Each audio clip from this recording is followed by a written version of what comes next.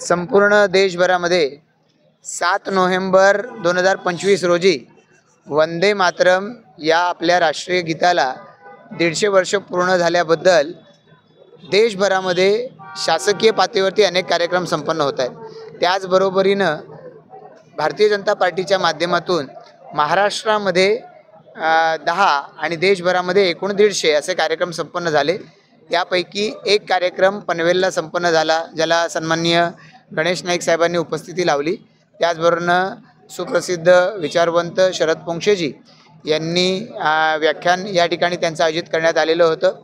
या कार्यक्रमाला अनेक शहरामधल्या संस्थांचे सर्व पदाधिकारी, विविध राष्ट्रप्रेमी संस्थांचे सर्व पदाधिकारी उपस्थित राहिले।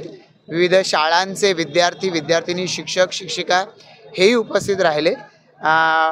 एकंदरीतरित्या 4500 विद्यार्थी आणि नागरिक असे या सोहळ्याला उपस्थित राहिले। मी या सगळ्यांचंच मनापासून आभार व्यक्त करतो।